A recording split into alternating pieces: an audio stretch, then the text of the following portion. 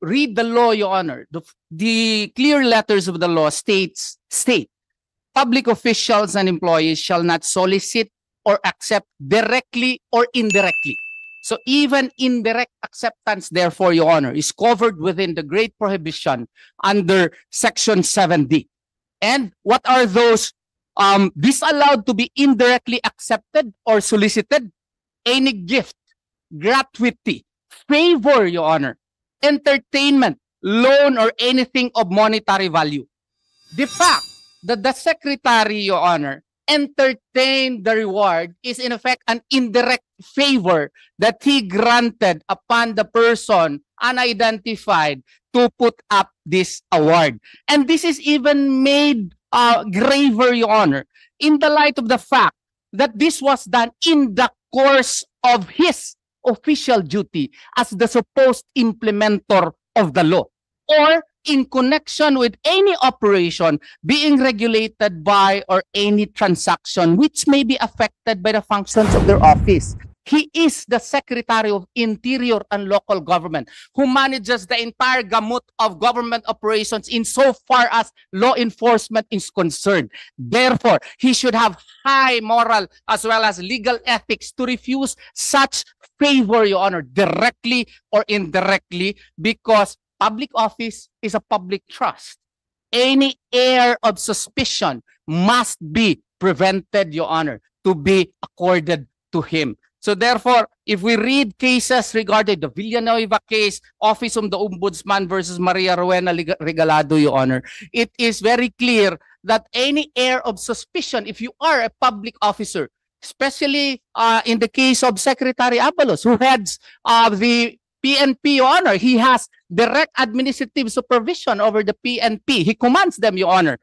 Then he should have exercised that becoming modesty to entertain directly or indirectly any favor from any person, because that would cast aspersion insofar as his reputation. It is illegal under the law, Your Honor. Thank you. You may respond, Secretary Abalos. Yes, Mr. Chair.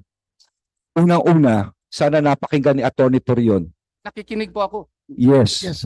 Dapat lang makinig ka. Ngayon, number one,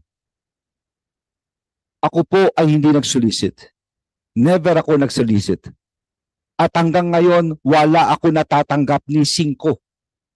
Wala.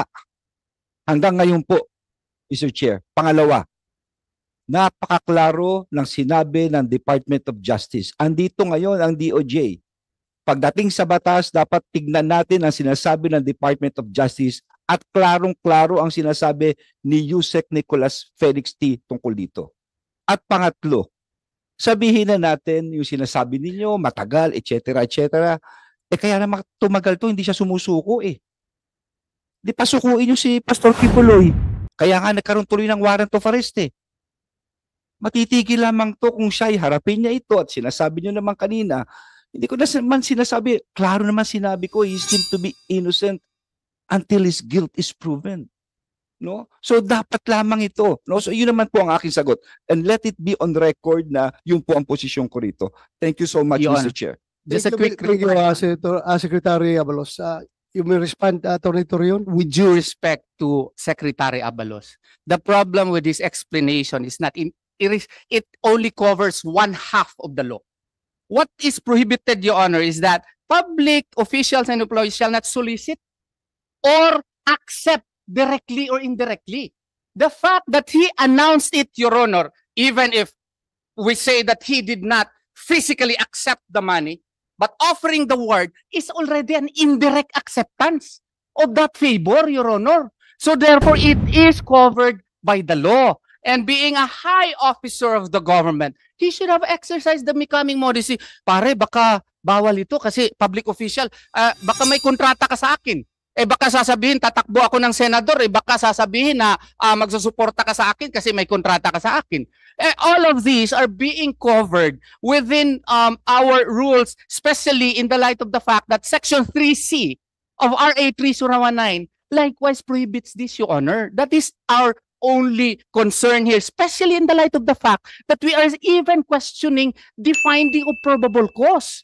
The motion for reconsideration, Your Honor, is still pending with the Department of Justice even until now. Yet they allowed the warrant of arrest to be issued. They allowed harassment in the Kingdom of Jesus Christ structures every day, Your Honor, where policemen